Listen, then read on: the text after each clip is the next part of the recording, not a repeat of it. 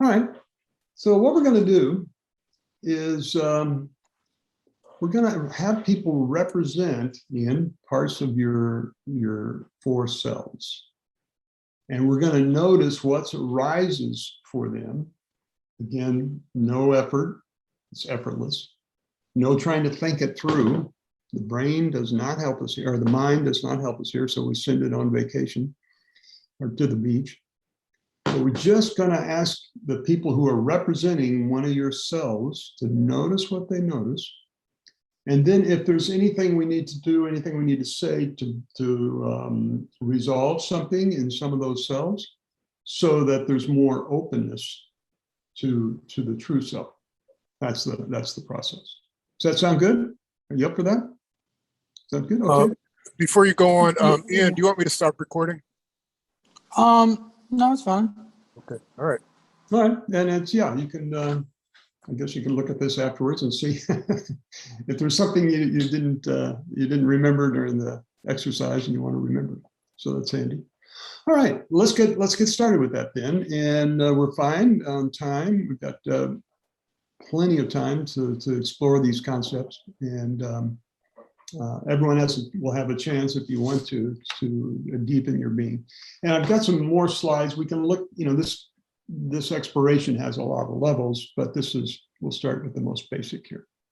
All right. So, Bill, would you be willing to be one of Ian's cells? Which one would you like to be if you were willing? First, are you willing? Yes. Okay, pick one if you would. I'll be the survival self. Okay, excellent. All right, excellent. Who else would like to be one of Bill's cells? Ian's cells. Ian's cells. Sorry. Anybody? You don't get hurt. You don't. Yeah, all right, great. Richard, what would you like to be? You can let this go once we do the exercise. We just let it go. Sorry, what were the selves again? Huh? What were the selves again? Okay, Bill's got the survivor, so you've got either the wounded self or the healthy self or the true self. I'll be the wounded self. All right. Okay, you guys are going for it. That's cool. All right. I love the courage here. All right. So who would like to be the true self or healthy self? Who would like to hold that? Okay, Joe Jeff, what would you like to hold? Which one would you? I'll represent the healthy self. Okay, great. And Maria, would you like to be the true self? Sure, but I just forgot the difference between the healthy and the true self. Okay, well, let me do this. I'm not going to tell you right now, I'll tell you later, but just notice what you notice and we'll see. We'll see what shows up with Joe Jeff and we'll see what shows up with you, and we're not going to think about it. So what we're going to do is we're representing Ian's different parts, and I'm working with my intention right now to put you into that part. And so just notice, here it is, all you have to do, notice what you notice in your body right now. It's totally somatic. You don't have to think. Thinking just gets in the way. It's an effortless process, and just presence in your field. What do you notice? Could be emotions, could be sensations, could be some thoughts, but you're just observing and noticing, not trying to create anything.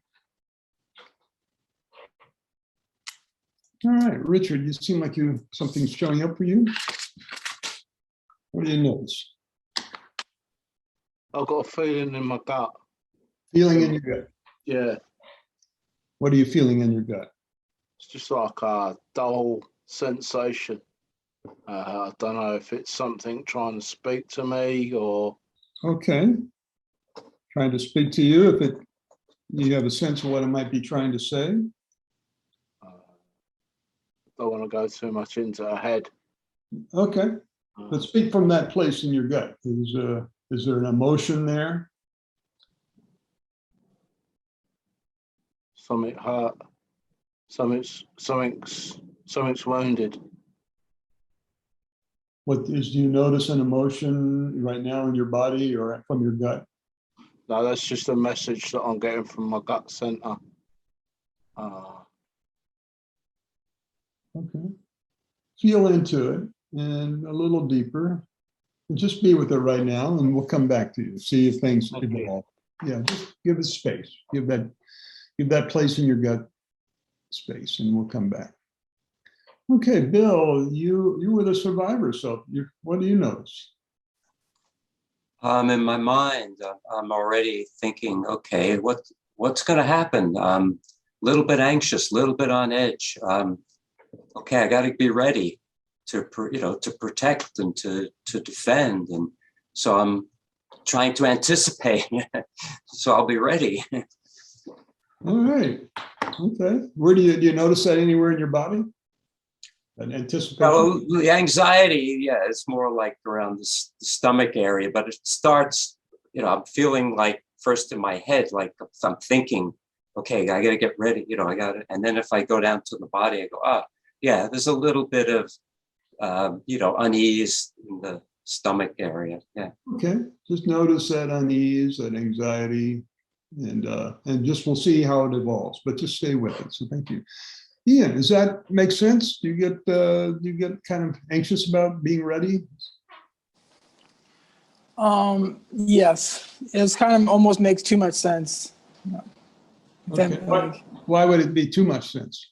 Well, I guess to start with Richard, like as soon as I try to turn off my mind, which I had trouble with, I felt the feeling in my gut, which I would call tension, and the woundedness. Immediately started thinking about my father, which is a very deep relationship there, and to be honest, I was trying to fight back tears about that relationship. You don't have to fight anything back here. And pretty much what Richard just described, my first feeling, which was kind of I was kind of what, that's unreal, kind of. And then as a whole, I was with Bill. Survival is a big issue. I felt unsafe a lot of my life, and I made a lot of my life choices have been seeking safety, which there's a lot of fear and anxiety around the world we live in. Okay. So it's kind of almost way too accurate. It's kind of freaky, to be honest. All right. Cool. What do you notice in your body right now? Can you keep breathing? Can you stay in your body? Well, I feel I just got tension in my gut is slowly kind of marinating up. Okay. Can you feel your feet on the floor? Can you feel your butt in the seat? As soon as you said feet, that was the first time I thought about my feet. All right. And I did. Good. My butt, not as much. All right, just try to feel yourself in the chair, and look around, and everyone, let's turn on our camera and look at Ian and really be there with him. Total acceptance, total appreciation for taking this, risk, doing this work. And we're all working actually right now. We're all working because this is a human condition, Ian. So unconditional positive regard, appreciation, no judgment, all acceptance. Just take, can you look around, Ian, and see that in people's faces? Can you see the positive regard, appreciation? Yeah, Joe Jeff has got some positive regard for you. You're helping. Definitely. And, definitely. Good. Let's just rest in that a little bit, and everyone will be representing that positivity. Everyone doesn't have another role, they'll be representing it. C and Tama and Jen and Malik. Malik, is that how you say it? Malik. So they're all representing that positive holding. And I wonder about Angelo. Would he be your father? Would he? Not that you're in a tense relationship, but could he represent your father? Could he represent him? Yeah, right. Right now, yeah, sure. When he first said it, I was like, hell no. But in reality, yeah. All right. So let's let him hold that energy of your father. And we're don't worry, we'll clear this so you don't have to deal with something that's not real afterwards. But are you okay with that, Angelo? All right. So notice, Angela, just notice what you notice right now as Ian's father. There's something here that wants to be seen and wants to be acknowledged.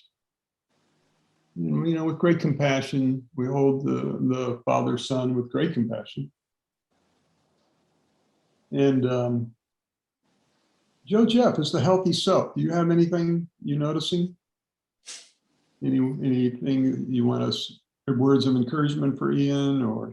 So when we first started the exercise and everybody, turned their intentions to their specific roles, I would say the first thing or emotion that came to mind was gratitude. Just gratitude in the moment, gratitude being around, being in this scenario, even to go through these exercises and having a conversation, because ultimately it's connected to, where we all want to go, where, in the sense it's exercise where Ian wants to go, doing things like this and like being around like-minded people, learning, growing. It's that initial gratitude. And then I would just say I felt the sense of calm, being, I would say, grounded or rooted, just just in the moment of we're all here, we're all going through this exercise. It's kind of like a yoga flow. We all stop for a second just to be still. And then in terms of sensation, and I think this will go hand in hand with stillness, just like, feeling like a light breeze or feeling like the lightness in your hands, just being still enough to, things like that. Okay, beautiful. So Ian, take that in. It's a lot, very supportive. I hear a lot of support from your healthy self, a lot of capacity too. I hear from your healthy self. So that's wonderful. You can support yourself. That's great. And what do you know I'm noticing, Angela? And we'll come back to you, Maria. We won't forget you. What are you noticing, Angela? What I'm noticing is wanting to express as a father, I want you to know that, I'm alone. I died alone. You weren't here. And, I felt very alone. I feel very alone. Ian, is your father deceased? Yeah. Okay. And when did he die? In March. Oh, so recently. Recently. Okay. Let's just, all right. Well, as a group, so this actually is something important. So let's have space for that. There's still grief here. There's still grieving taking place here. And I think there's still some letting go here too, right?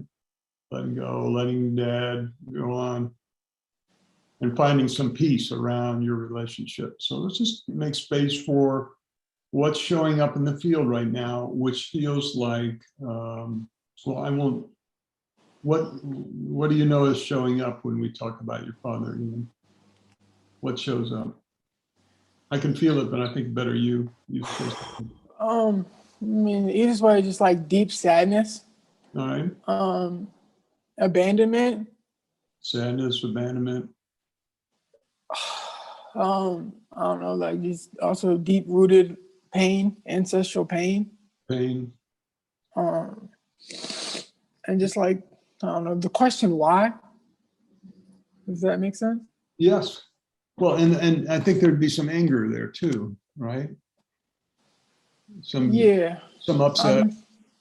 I'm pretty good at like blocking myself from my emotions, to be honest. Well, you sound like you're pretty in touch with them right now. So we won't just allow what's rising. We'll just give space for, and there's all of that. There's some turmoil, some anger, some pain, shame, some disappointment, and we just need to give space for that.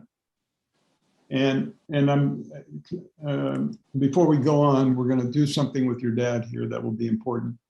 Maria, do you have anything from the true self that you want to say to Ian? Mm-hmm. Yeah, I immediately felt a sense of deep ease, and I began smiling just just an easy smile. And with that came tears. Okay. And there was some sense of being a witness to all. Mm-hmm. And the words, I mean, a question came, which is this true? Is this true? Okay. You know, like not to myself, but to whatever I was witnessing. okay. Okay. Yeah. And do you know what it is? You're wondering what's true? I imagine it more of from being the true self and noticing that a part of me is experiencing this or that. This Right. question of, is this true, becomes a resource or a lens to read some things, Okay. not questioning in the sense of like questioning it, doubting it, but more of let's check in and see if this is true. Okay. Okay. Yeah. So let me translate this for you, Ian, and just see if you can you connect with Maria? Can you see her and take her in? Can you see her looking at you? Okay. So she's representing a part of you that is totally okay, even though you had a difficult relationship with your father, even though there's a lot of pain and upset there, and then self-doubt because of that, right? There's self-doubt for you and your worthiness. I don't feel my father's blessings, Are you okay? And the stories that you're telling yourself, this part of you knows they're not true. They know that you are fine, just as you are. You are perfect as you are. You are okay as you are. You're more than enough. You, Ian, are more than enough. You've always been more than enough, and you always will be more than enough. And yes, you had a difficult relationship with your father, and as you said, he wasn't there for you, or you felt abandoned by him, right? So we acknowledge, and you bear witness, and this is what's really important. Everyone is bearing witness to your challenges in your father relationship. And there's no judgment, there's just holding with compassion. And your father feels alone wherever he is on the other side, so there's some lack of resolution for him. So just know, this is important, you're not looking to your father right now for something. You're looking to your true self and knowing you are enough. In other words, you're stepping out of subject object. There's Dad. I'm resisting him, but I'm also yearning for something from him. That's tough. You've got both things going on with the same person. But beyond that, if you turn around, no longer face your father, but face Maria, who's your true self, you're enough. You had a difficult relationship, but that doesn't stop you from knowing you're enough. And it's not conceptual.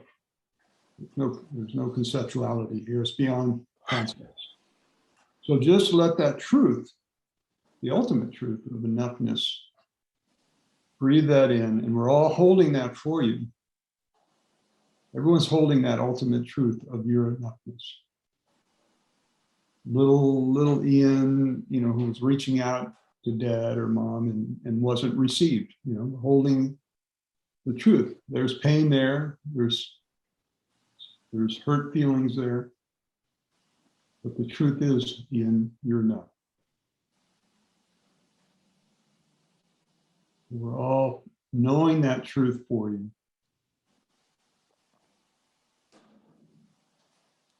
And you no longer need to be limited in any way by those beliefs that aren't true, or those stories that aren't true.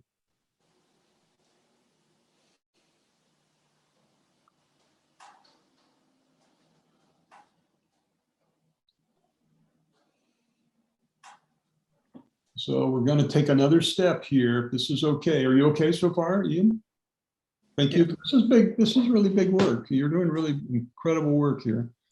And everyone is benefiting. We all have, many of us weren't seen by our fathers or seen enough. So look at Angela, who's now holding that energy of your father, and just say,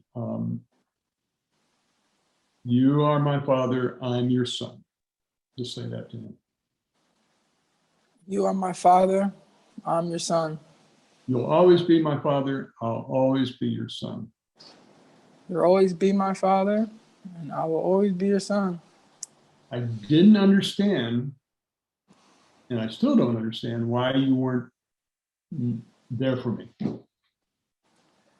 I didn't understand, and I still don't understand why you are not there for me. But I still have, even so, I still have a place for you in my heart. Even so, I still have a place for you in my heart. Yeah, take that, feel that place of love for your father in your heart.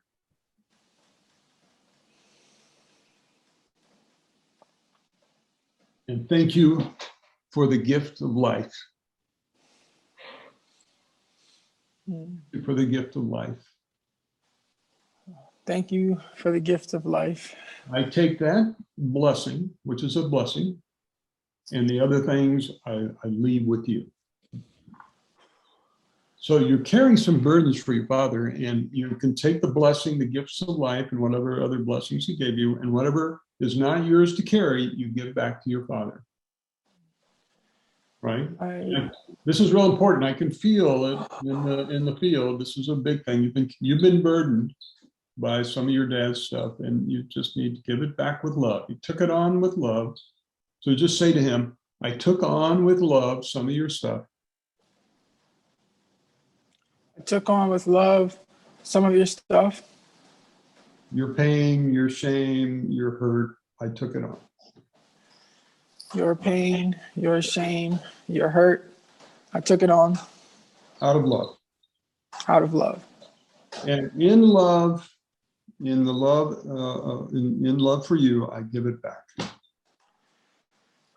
And in love for you, I give it back. And I affirm I am lovable no matter what.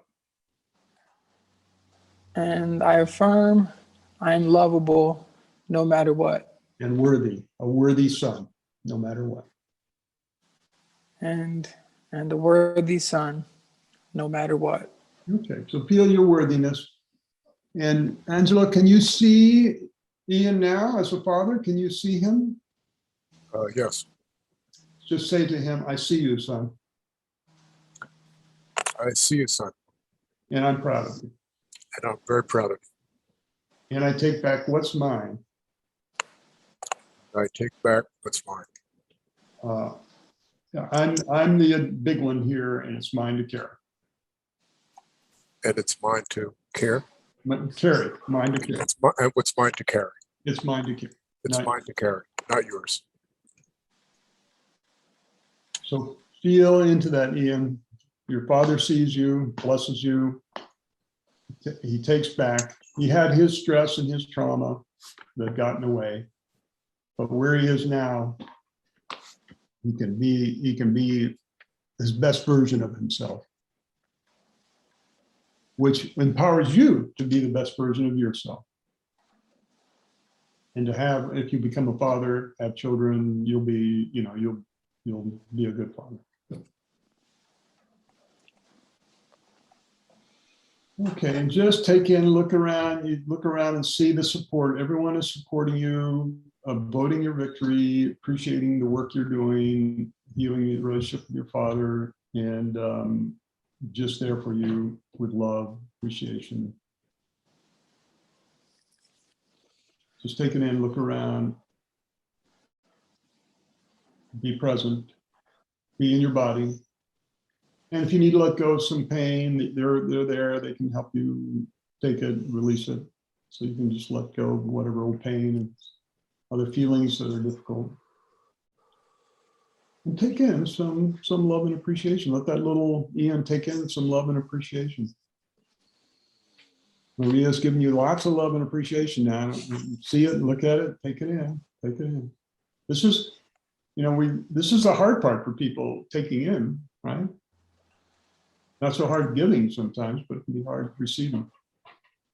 So take it in. Feel the loving support. Okay. Okay, and let's check now with the wounded self, Richard, that you're representing. How are you doing? Hope you're taking in some of this love too. Yeah, no, I'm sort of the feeling in my stomach has definitely died down a little bit. It's still kind of like there, but it's not kind of dull and as intense as it was. So yeah, I think I have taken in some of that. So Ian, see yourself being there for that part that Richard's representing. You know, yeah, we all have wounded parts, and I'll be there for that part of me. Just see yourself, notice, affirm, yeah, I'll be there for that part, the wounded self. I won't abandon it like I felt abandoned. I'll love and appreciate it, even I won't make it wrong. Because we tend to judge ourselves, right, for not being perfect. But hey, that's what makes us human. So see and nurture that part that Richard is representing. Can you see him, Richard? Can you see him? It's hard to look right now, maybe. No, I can see. You can see Richard, you can see Ian, okay. Yeah. All right, so feel that you're supporting. And look at Joe Jeff. He's pretty high functioning. So acknowledge that you're pretty high functioning. Look at Maria, she's very high functioning. So look at that. You've got a lot to function with. Take that in. Take that part in. You got a lot of resources you can take care of yourself with. So you draw on them. And look at Bill Kelly. Bill, how are you doing? How's the survivor doing? Still anxious? Oh, no, I can see that, things are in their place as they're meant to be. And yeah, that I don't have to be so, so on guard and so vigilant. Alert. Yeah. Yeah, alert, ready for the worst. Okay, have to get into action. I don't have to do that. Yeah, that's nice. Okay. Yeah. So Ian, this is again, you're high functioning. You notice when you get anxious, you can do a reality check. Hey, maybe I don't need to be in that high of alert. I can step back a little bit from this. I can have this part step back a little bit. Give it another job. Give it a job to go out and have fun or something, instead of being a worry wart. All right? Give it another job. Go enjoy some music or something. All right, so feel that. All right. Anyone else have something they'd like to say to Ian? Feel they have something to say, or some important, something came to you for Ian? This is for Ian. Anyone? Yeah, Joe Jeff. So as soon as we started the exercise and turned our direction on the relationship between him and his father.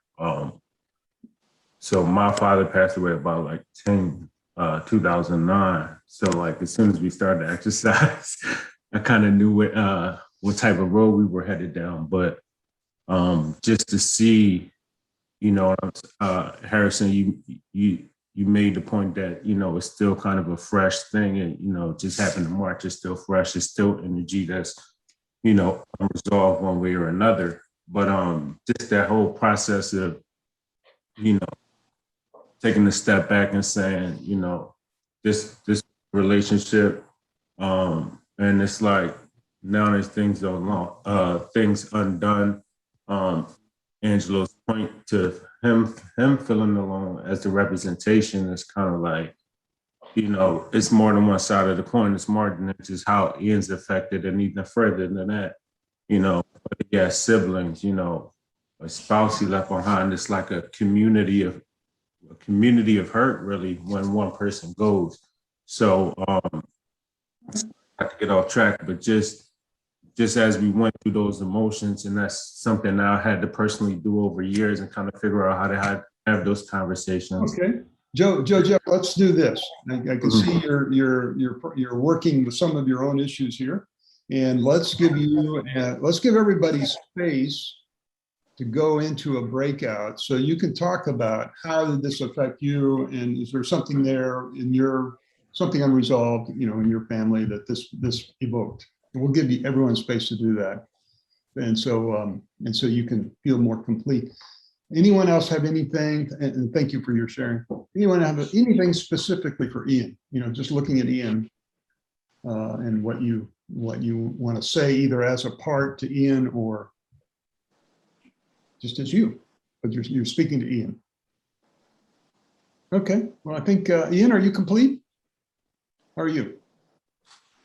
Yeah. I will say I was not ready for this, but we don't know what's going to show up, but you were ready for it on some level. Yeah. Definitely. I'm appreciative for sure, though.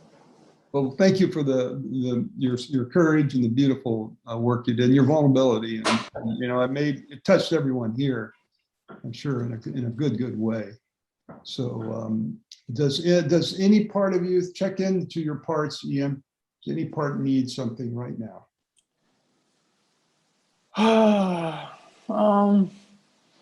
We might lose Richard, so if you're gonna ask for something for the wounded part, you got to do it. No, I think for now, if anything, just like some reflection. Okay. And I also don't want to take any time from anyone else who might do this for. All right, good. Well, just know that you don't need to try to figure anything out here. Just be. There's no need to. Again, it's not conceptual, but it's on a deeper level, much more that being soul level that we worked, and so everyone was there at that non-ego level, non-personal level there with you. So we had a large collective, really lovely field of human spirit beyond the minds running this way and that.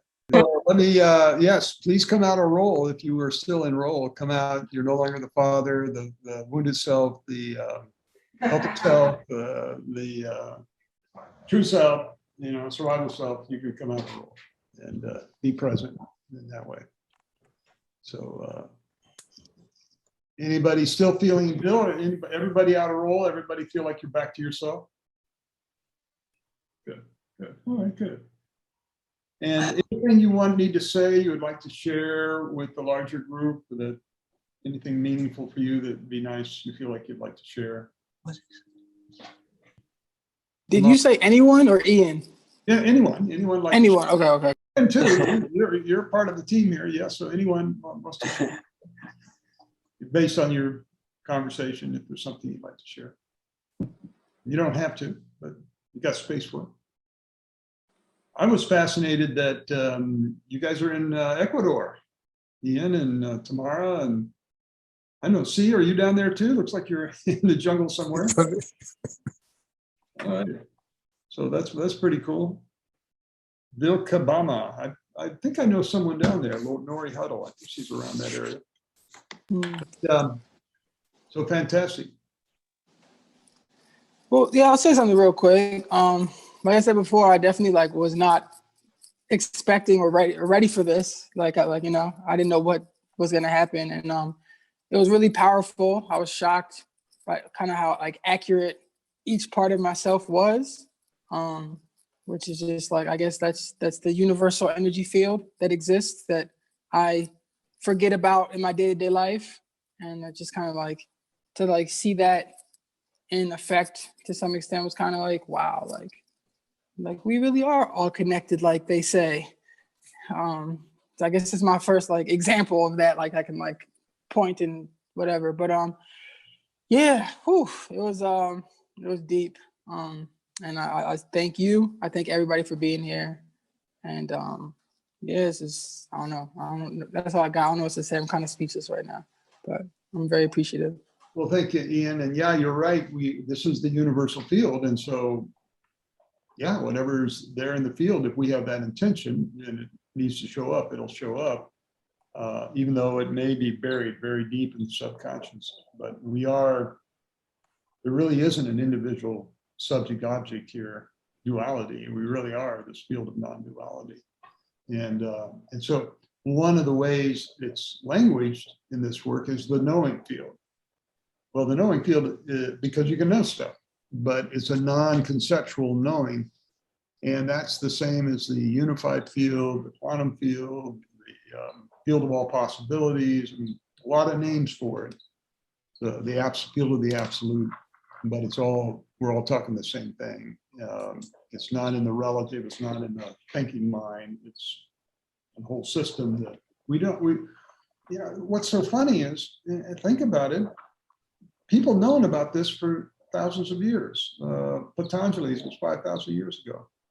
But we don't really have it in our society to train or access. We focus more on, well, if you want to be fulfilled, you got to do this, or you got to stay away from that. And so we're caught in that subject-object duality. And somehow this knowledge doesn't filter down in our society. I don't know why, but it amazes me. It really does. Because it's there. It's who you are. It's there. It's accessible to you. And Maria, do you, as you were holding the true self, anything you feel a little more accessibility there? You feel a little more place to be in no thought?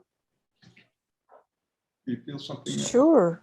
Yeah, it was great to connect with that part. I was sharing with Joe Jeff that I wanted to be the wounded part, and and so I did get this to be this other part, and it was quite yeah, I'm happy I was able to access it quite quickly. And as you said, not to think about it, but to allow whatever came to be with that. Yeah. Okay, great. Well, here's a suggestion, and what I would suggest. Let me throw up that share screen again. Something that you can do as. Can you see this? Can everyone see this? Is it showing up? Let's see. Did that show up?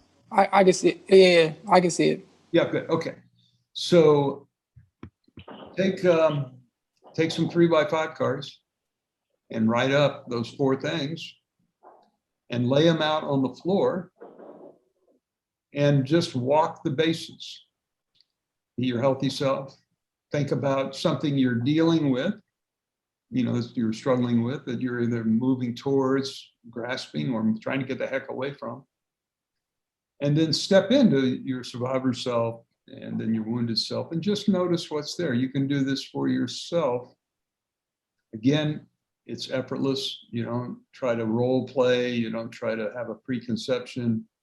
Who knows what will show up, right? Because it's stuff that'll be accessed from your subconscious. And then once you make that, you run through that either once or twice, noticing what you notice, step in the place of the true self and just be totally compassionate towards all those other parts. You're worthy. You don't need to be in grasping mode or avoidance mode to be worthy, to be whole, to be complete. So notice what shifts. Does the survivor self, all the protective mechanisms back down a little bit? Does the wounded self feel a little bit better, more integrated? Can your healthy self kind of say, yeah, this is great? But where they all rest, all those parts are ego parts, and they all rest in that place of awareness, aware of itself without content. And so as you go through the day, your spiritual practice, your sadhana, as the Indians say, the East Indians, your sadhana is just to notice the content that's in your mind. And just separate yourself, unhook from that content, whatever those stories are, beliefs are, unhook from that and be with awareness. Because, most likely those stories aren't true. You're spending a lot of time headed in the place of duality and subject object. Step back in the place of just pure knowing, awareness aware of itself without content. And then notice what happens when you do act. Because if we're acting from our survivor self or wounded self, chances are we're messing things up. Chances are it's not going to turn out very well. When I've gotten triggered and gotten, I acted angry or afraid or shut down or grandiose or whatever I'm doing there, it makes a mess of things. And it's trying to defend me, but it's doing things that maybe worked 50 years ago, but they don't work now. And healthy self, it's great. I mean, it's what we do to get things done in the world. But when it's supported and springs from the true self, that place of just pure being, pure awareness, then it's in alignment with nature. We're in alignment with nature, and the support of nature makes a lot of difference. We'll be a lot happier. We'll notice some sense of things are working out as they should. We're letting go of it's got to be this way and it can't be that way. We're letting go, we're agreeing to whatever it is. And so we don't have to burn up a lot of energy resisting or grasping. We let go and let God, let the true self. So that's a little homework or a little exercise you can do to ingrain this. And then maybe one day you'll just wake up and you're always your true self. And nothing gets in the way of that. That's the big day. A real big shift in perspective. Okay, well, we might as well bring things to an end unless there's something else someone wants to say, wants to do. I think we're probably, let me stop sharing here. I think we're probably about constellated out here. Any other questions, comments? Yeah. Yeah, I have a question.